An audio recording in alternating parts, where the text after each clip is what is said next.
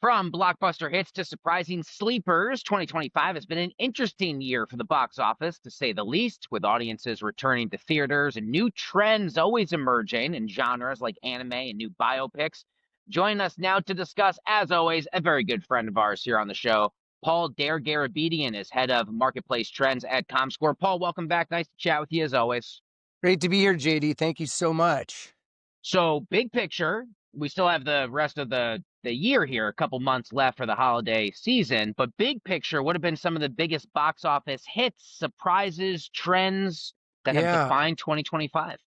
Well, in the post-summer season, it's really been quite amazing to have these anime films topping the box office. And we saw that just a few weeks ago with Demon Slayer Infinity Castle, which opened domestically, US and Canada, to $71 million. That film has earned about $133 million to date. And then this past weekend and the weekend before, Chainsaw Man has been a big factor, and that's another anime film.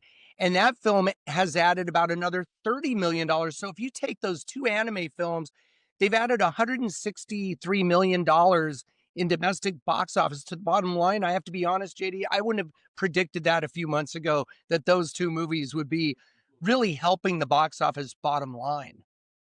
So, if you couldn't predict it, what is the likelihood that movie and studio executives were expecting some of these anime titles to outperform the way it certainly appears that they have? What do you think is driving a lot of that success here in the US for Yeah, products like that?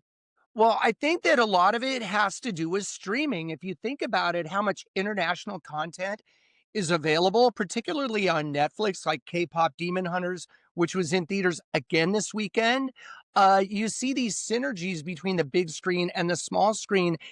And I think that by virtue of people watching all this great international content at home, it's like, hey, this stuff's pretty cool. And I think that translates to wanting to see it on the big screen. And remember, too, anime films are very beautiful. I mean, they're very cinematic, and so projected on that big screen.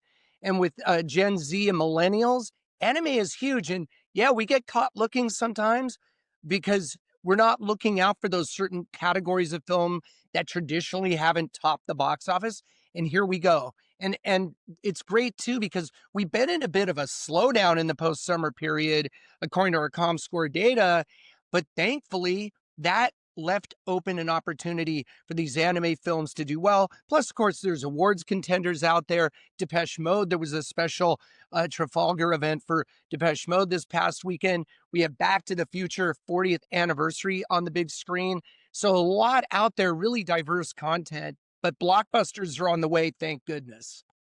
Paul, I got to ask you about artist biopics because this last weekend I was down at the iconic Stone Pony in Asbury Park, New Jersey, one of my favorite venues. You can imagine the artist biopic that everyone in Asbury Park is talking about. That's, of course, the Springsteen biopic.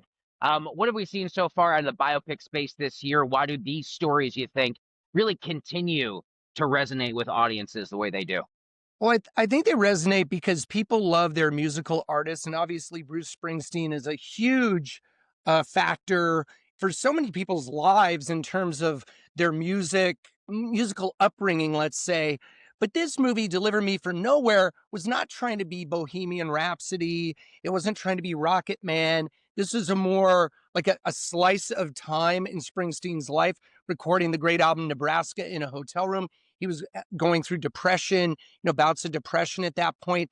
So a lot of people are like, why didn't it do more business? It opened to about 9.1 million about a week and a half ago, because it's not trying to be that. It's more of an art house indie film.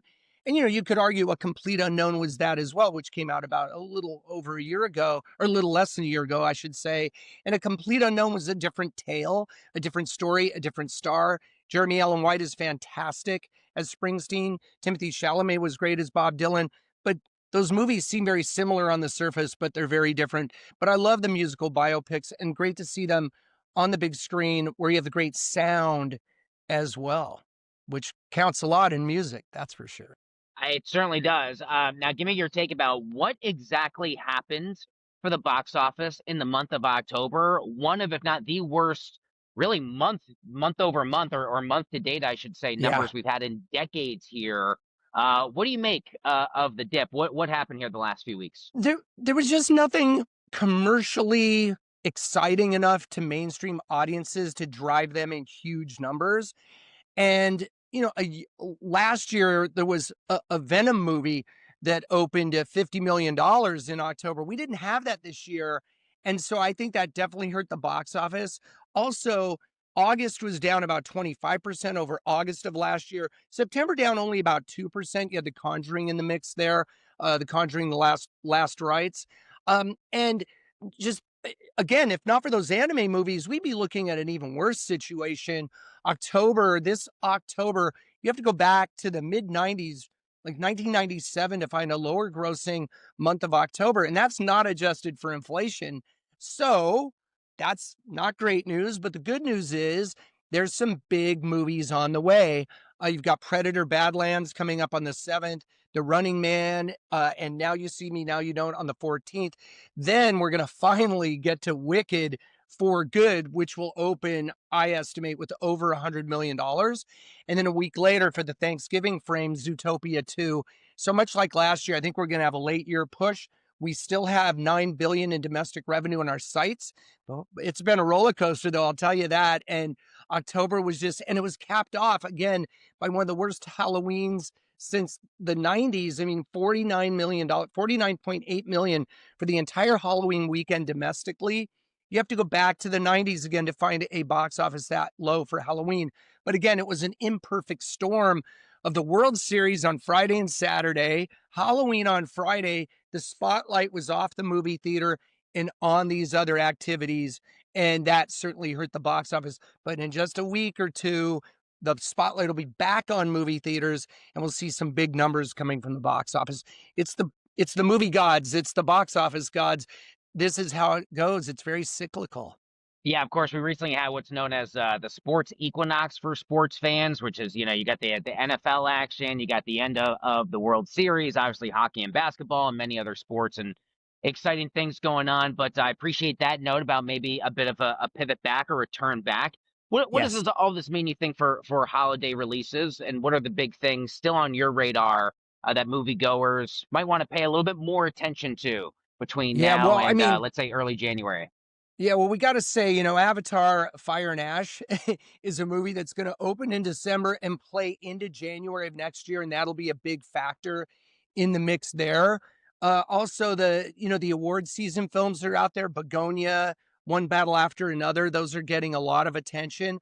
I think I never like to conflate the low box office with the quality of the movies because right now there's some really cool movie going experiences out there, and I think that we have to keep our eye on that because that builds goodwill. And then we're going to have this, always at the end of the year, Thanksgiving into the Christmas, the holiday season, Christmas, all the going into New Year's and all the various holidays throughout. That's going to play a big factor, a lot of big movie going there. But I just want to point out one thing. As analogous to October this year was March of this year, which earned a decade's low $443 million. April came along with Sinners, a Minecraft movie, and then Sinners blowing the doors off. We had one of the biggest months of April ever. I think the same thing could happen here, where we go from a very slow October, and it's a momentum machine, and we've lost some momentum, but that'll come back in November and December, much as did April and May of this year after a very, very slow month of March. Sinners was definitely my new favorite film of the year. What was yours? Well, Sinners is my number one for the year, like you. And also, we had a record breaking year for horror movies. In terms of domestic box office, we're already at over 1.2 billion this year for horror movies alone. That beats the previous record of 2017. And that was the first year that hit $1 billion in domestic box office for the horror genre. And also, I would argue this could be a real watershed year if Sinners, and it better get nominated for Best Picture and Best Director, Actor, the acting awards as well. So we could have not only a record year for horror movies at the box office, the commercial part of it, but on the awards side, if you look at movies like Weapons and Sinners, those are just great movies, irrespective of their category of genre. So it's pretty cool. hold you for an extra minute because I want to get your take on just kind of more broadly. How do Yeah. you view the 800-pound gorilla of Netflix and I mean, here obviously at the New York Stock Exchange through the lens of the financial markets, they're one of the more important consumer-facing brands to keep in touch with for quarterly earnings. They are Yes. massively expanding their footprint in new production houses, including a huge one in the Jersey Shore area that's going on. That I feel like so many people are talking about. How do you view Netflix's position, and Great. what is it doing to the rest of the industry? Great question, JD. That's a perfect question. So, Frankenstein on Netflix, obviously Guillermo del Toro masterpiece, but it played in IMAX last week, so in theaters. And then K-pop Demon Hunters was on Netflix for months, and then was a huge factor at the box office, and it was out again this weekend in theaters. So I think Netflix is really recognizing the power of a theatrical release to lend that prestige factor. It makes content, I believe, more coveted once it hits streaming. So I think the lines are being blurred now. It was very much that Netflix was in its separate silo from theatrical, but now you're seeing Apple with F1 earlier this summer. We're seeing it with other Netflix movies, and Netflix also affords talent a lot of resources in terms of money, but also a lot of creative latitude. So to me, it's a win-win. They're complementary and additive, streaming and theaters, not adversarial. It just adds a level of competition and also allows audiences to be more selective, but both can do well simultaneously in this entertainment marketplace. Paul Dergarabedian is head of marketplace trends at Comscore. He is a good friend of ours here on the program. He and I believe his figurine of Gumby over his left shoulder Gumby and joining us Pokey. here. Gumby and Pokey, thank you for being here as always, my friend. All right, JD. Thank you We'll do it so again soon. much. Thank you as always. See you soon.